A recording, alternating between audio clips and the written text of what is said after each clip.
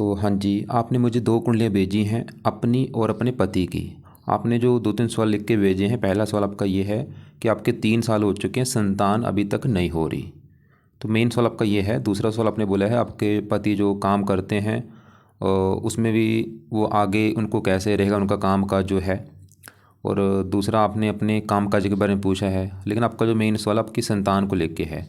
अब यहाँ पे देखो जी, ये जो कुंडली यहाँ पे बना रखी है आपकी, मैंने कुंडली बना रखी है जो कि आपका नाम है प्रियंका रानी।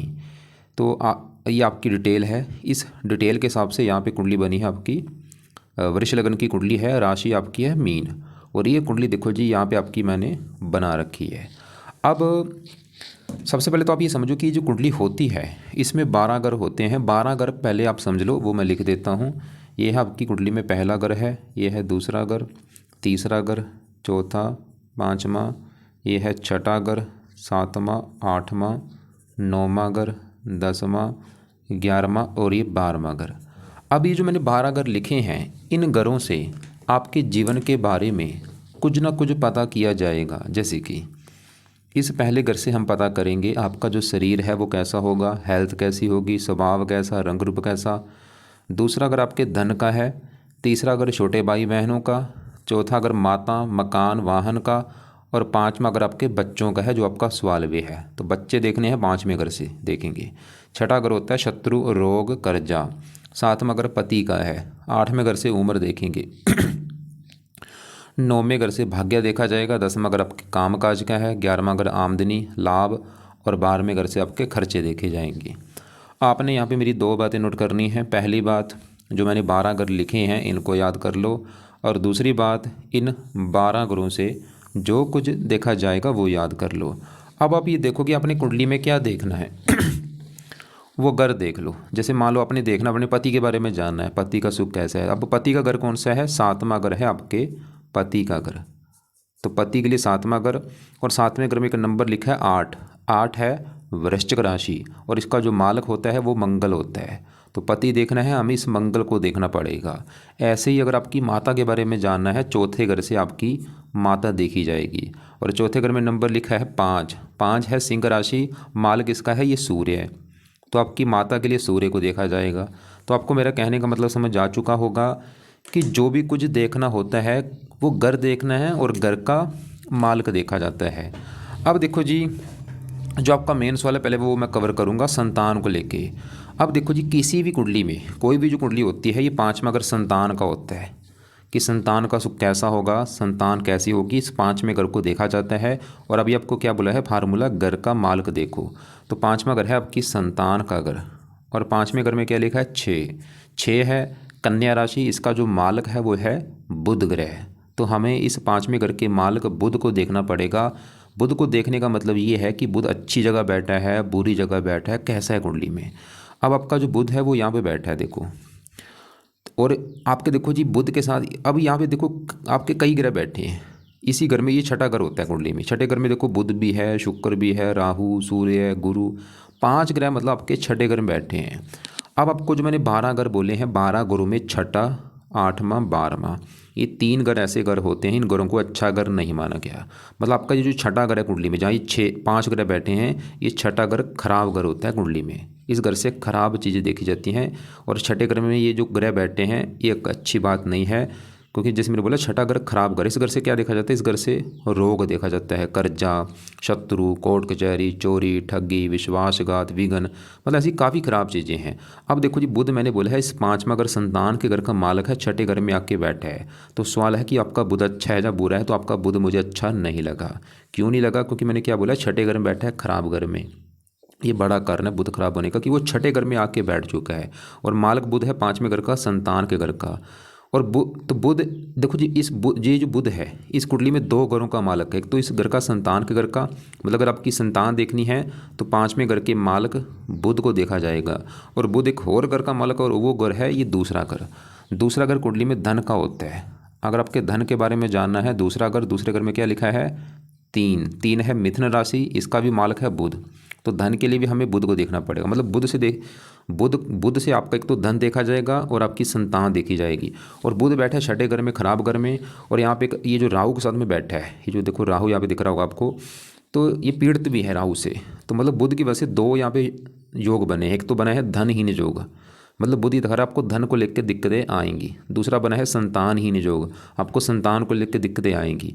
और इसके बारे में थोड़ा सा मैं शास्त्रों में जो लिख रखा है आपको मैं दिखा भी देता हूँ कि यहाँ पर देखो जी, आपका पहले देखो लगन कौन सा है। लगन आपका है वृष लगन है और बुध है छठे घर में 6 भाव में बैठा है।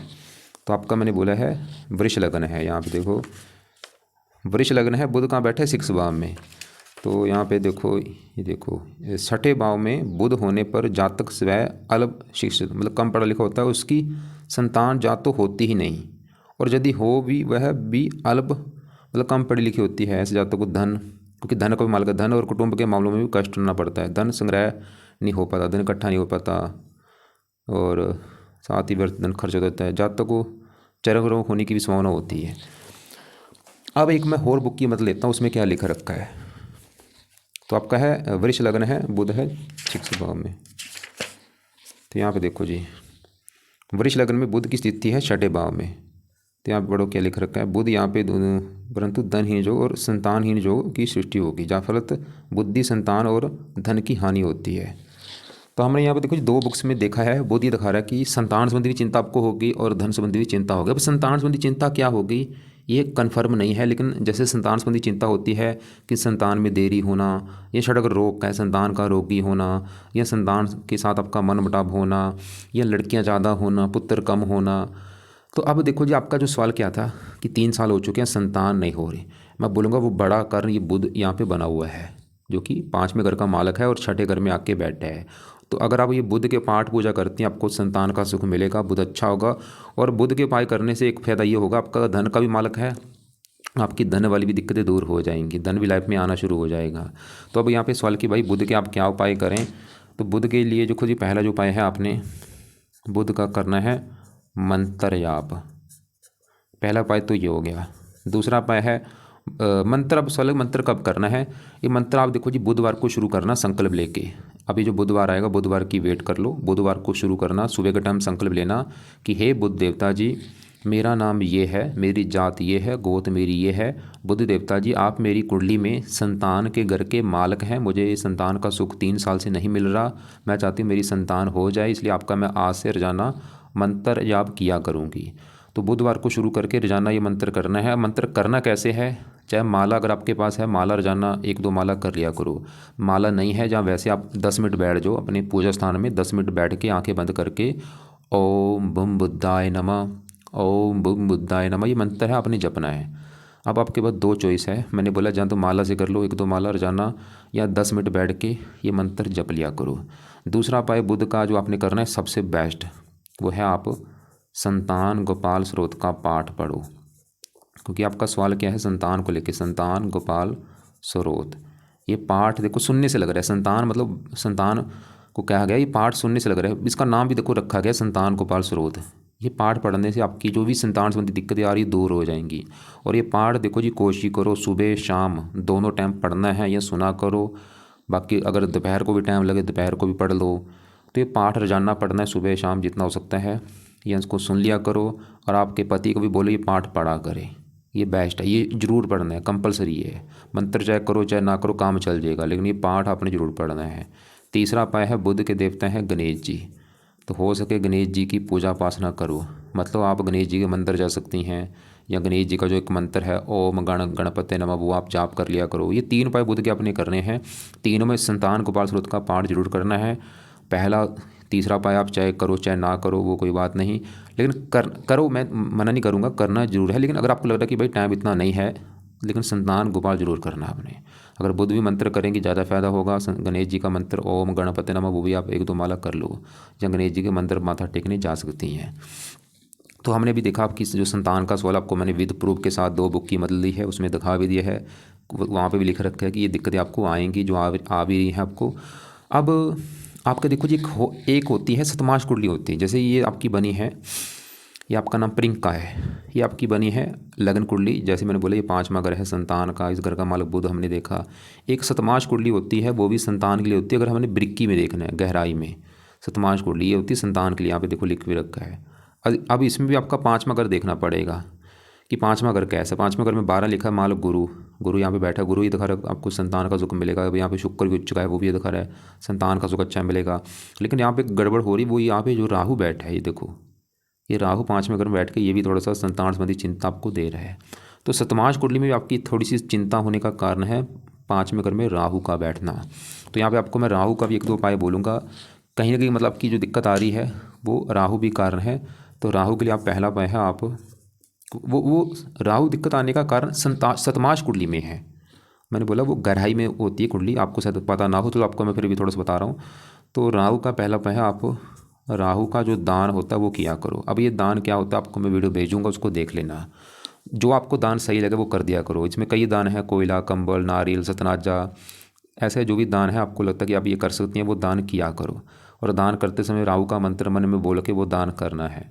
दूसरा है, आप राहु कवच का एक पाठ है, ये पढ़ना है या इसको सुनना है, कब, शाम के समय या रात के समय। तो ये दो उपाय फिलहाल आप करने हैं राहु, ताकि वो जो तमाश कुंडली में पाँचवें घर में है वहाँ पे वो दिक्कतें ना आते। तो ये उपाय करने से आपकी जो संतान वाली दिक्कतें हैं वो दूर होंगी। अब आपका देखो जी, संतान का सवाल आपकी कुंडली के हिसाब से मैंने कवर कर दिया है कि दिक्कतें क्यों आ रही हैं, क्यों आ रही हैं। बड़ा कारण कौन है, बुध, सबसे बड़ा कारण ये बुध है। और दूसरा कारण राहु है सतमाश कुंडली में।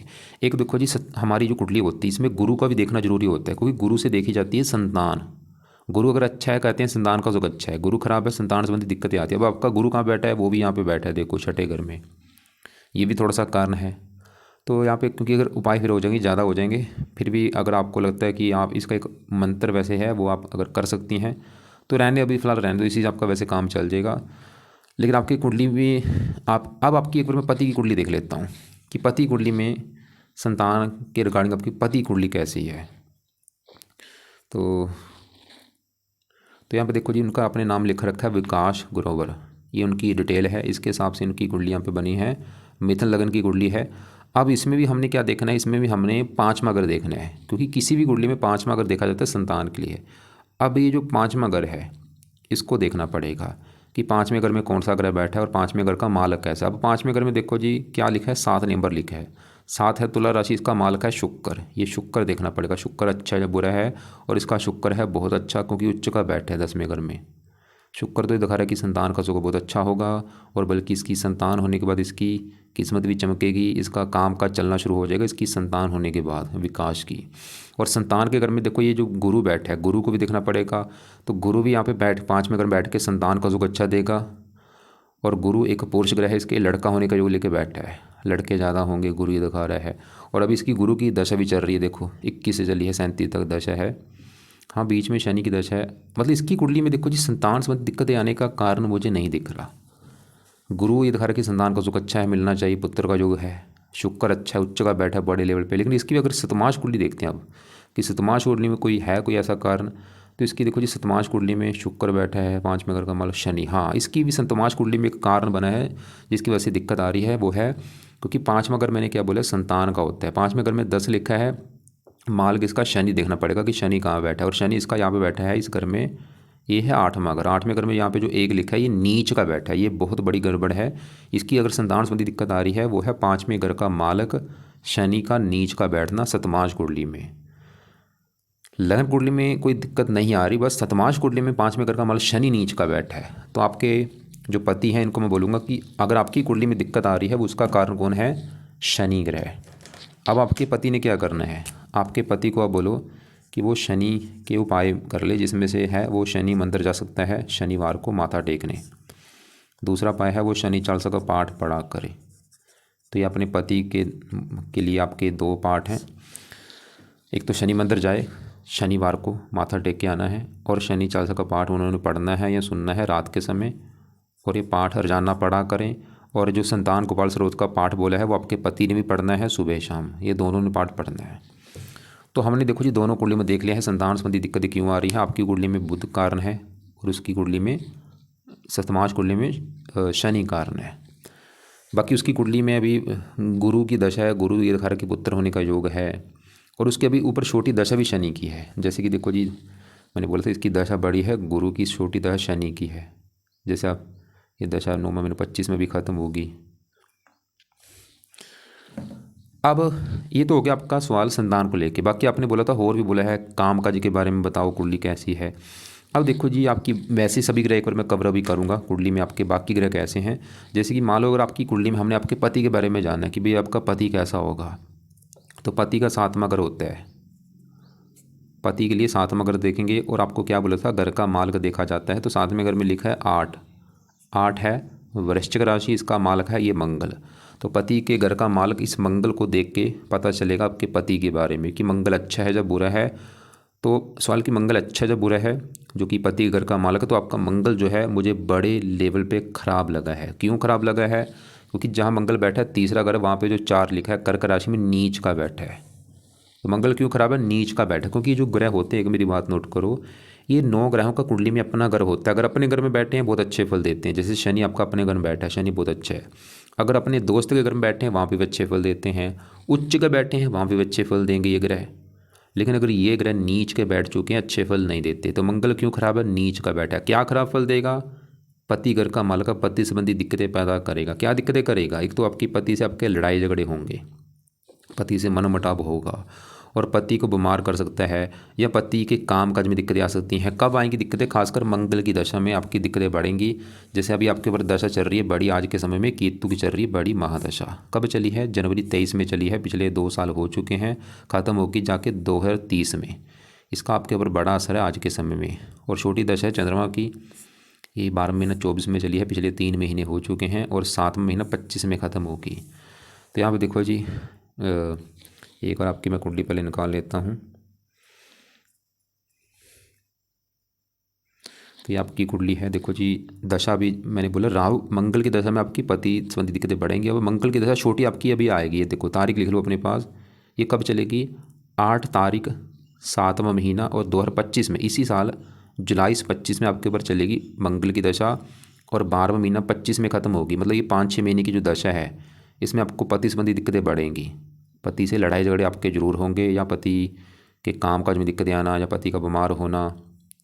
तो ये 6-7 महीने अगर आप चाहती कि उस समय ये मंगल का बुरा फल आपको नहीं मिलना चाहिए, कि आप क्या काम करें, तो आपने मंगल के 2 उपाय करने, वो अपने पास लिख लो। पहला है मंगल, यहाँ पे मैं लिख ही देता हूँ। मंगल के देखो जी 2 पाठ हैं। पहला है मंगल कवच का पाठ। ये पाठ आपने उस समय पढ़ना, अभी नहीं मैं बोलूँगा, उस समय जब मंगल की दशा आपकी चलेगी जुलाई में। तो मंगल के 2 पाठ आप उस समय पढ़ लेना, या इनको सुनना है सुबह के टाइम। और तीसरा है मंगल का दान आपने करना है उस समय, हर मंगलवार को। चौथा पाय मंगल के देवता हनुमान जी की पूजा उपासना करनी। तो ये 4 पाय आप उस समय कर लेना मंगल की दशा में, जो 6 महीने की दशा आपकी होगी। मंगल कवच, मंगल स्रोत के पाठ पढ़ा करो या सुना करो उस समय जुलाई के बाद सुबह के टाइम। और दान मंगलवार को करना है मंगल की दशा जब चलेगी, और हनुमान जी की पूजा उपासना, ताकि पति संबंधी कोई दिक्कत परेशानी आपको पैदा ना हो। बाकी देखो जी, पति घर के ऊपर एक राहु मैंने देखा, राहु बैठा छठे घर में है, लेकिन ये चलते में ये भी पति घर के ऊपर आ रहा है। राहु की दशा में भी पति संबंधी दिक्कतें बढ़ेंगी, और उस समय दिक्कतें तो आपकी ज़्यादा बढ़ेंगी। और ये दशा भी आपकी, ये देखो ये भी लिख लो तारीख अपने पास, ये चलेगी,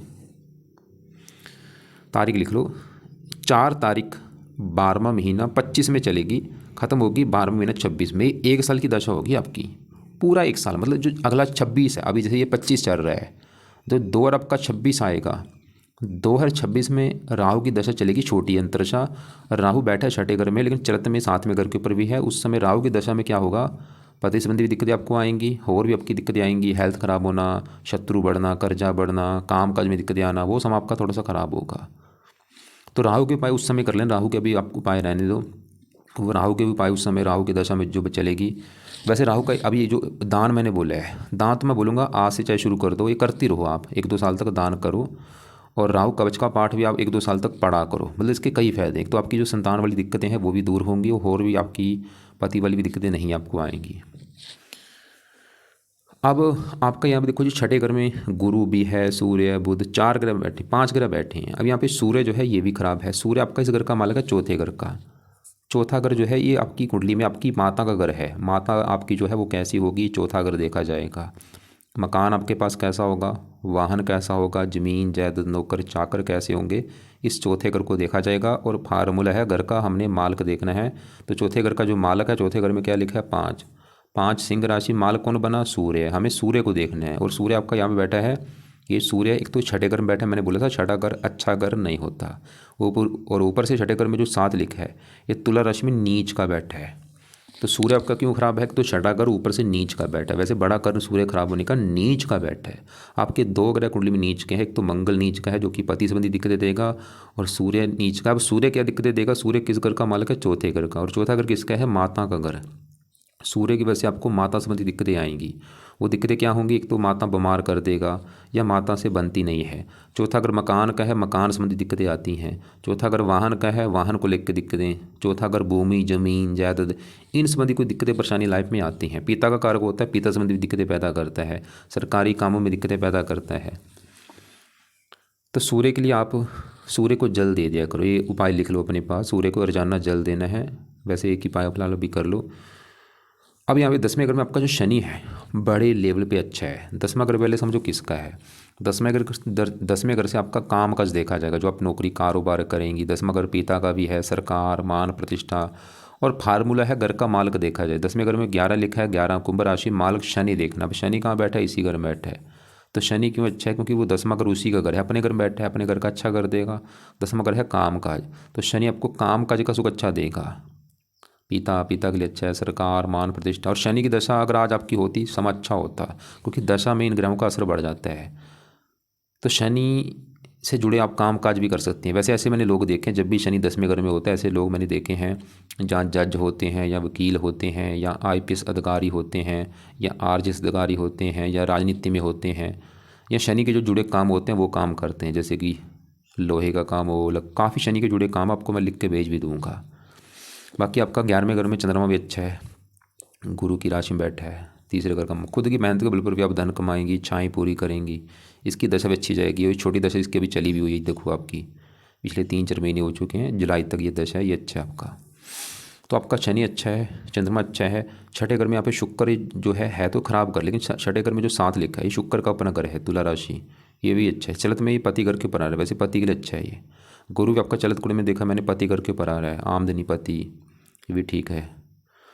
बस आपका एक तो देखो जी, मंगल जो खराब है वो पति संबंधी दिक्कतें देगा, सूर्य नीच का है, मकान वाहन संबंधी दिक्कतें, और बुध आपकी संतान संबंधी दिक्कतें, और धन का मालक है। तो आपकी कुंडली के हिसाब से, क्योंकि आपका जो संतान का सवाल आपको मैं फिर बोल दूं कि संतान के लिए बुध का मंत्र शुरू कर दो, बुधवार से संकल्प लेके शुरू करना कि आपका मैं मंत्र इसलिए करने जा रही हूँ ताकि मुझे संतान का सुख मिल जाए। और संतान गोपाल स्वरूप का पाठ रोजाना पढ़ो सुबह शाम। ये जब भी आप, ये भी चाहे बुधवार से शुरू कर देना, जहाँ आप चाहे कल से शुरू कर दो, सुबह शाम पढ़ना शुरू करना है। और गणेश जी के मंदिर जाओ, गणेश जी का मंत्र करो। ये 3 उपाय तो हैं आपकी संतान के लिए, और दूसरा फायदा इनसे आपको धन के लिए भी होगा, धन भी आपका बढ़ेगा, खासकर बुध का मंत्र करने से। और राहु का दान करने से संतान का सुख भी मिलेगा, और भी कई फायदे हैं। पति के कामकाज में कोई दिक्कत नहीं आएगी, पति से लड़ाई झगड़े नहीं होंगे। और राहु कवच का भी पाठ आप रात को या शाम को पढ़ा करो, और राहु का पाठ आप शनिवार को शुरू कर देना। और शनि के मंदिर जाओ। ये शनि का मंदिर आपके पति के लिए मैंने बोला था, क्योंकि उसकी संतान संबंधी दिक्कत आने का कारण शनि है, तो उनको बोलो कि शनि मंदिर जाया करे और शनि चालीसा का पाठ वो पढ़ा करे। और आपके पति ने संतान गोपाल स्रोत का भी पाठ पढ़ना है या सुनना है।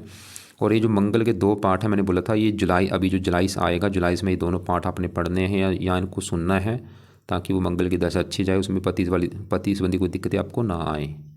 और मंगल का दान आपने मंगल की दशा में करना है, हनुमान जी की पूजा उपासना करो। बाकी देखो जी, मंगल के उपाय तो अभी आपको मैंने बोला जुलाई में करने हैं। शनि के उपाय आपके पति के लिए हैं, तो आपके बुध के और ये राहु वाले आपके उपाय हैं। एक उपाय आप और कर लो, क्योंकि संतान का जो आपका सवाल है, मैंने बोला था संतान का एक कुंडली में एक ग्रह कारक होता है, कारक होता है गुरु ग्रह होता है। गुरु अच्छा है तो संतान का सुख अच्छा मिलता है। आपका गुरु भी थोड़ा सा छठे घर में है, तो हो सके तो आप ये गुरु का मंत्र भी जरूर करो, और ये मंत्र भी आप सुबह के टाइम कर लिया करो। कम से कम 1 माला में आपके 5 मिनट लगेंगे, जहाँ वैसे 5 मिनट बैठ के मंत्र है ओम ब्रह्म बृहस्पते नमः, ओम ब्रह्म बृहस्पते नमः, ऐसे जाप करना है। और ये गुरुवार को शुरू करना, गुरुवार के दिन संकल्प लेके शुरू कर लेना। बस इतना संकल्प लेना है कि गुरु देवता जी, मेरा नाम ये प्रियंका है, मेरी जाति ये है, गोत ये है, मुझे संतान का सुख नहीं मिल रहा, तो आपका मैं आज से मंत्र करूंगी, क्योंकि आपसे संतान सुख देखा जाता है, तो मुझे प्लीज़ संतान का सुख मिले, जो दिक्कतें आ रही वो ना आए। तो ये मंत्र रोजाना करो एक माला कम से कम, या 5-10 मिनट बैठ के कर लो जब तक संतान आपकी नहीं हो जाती।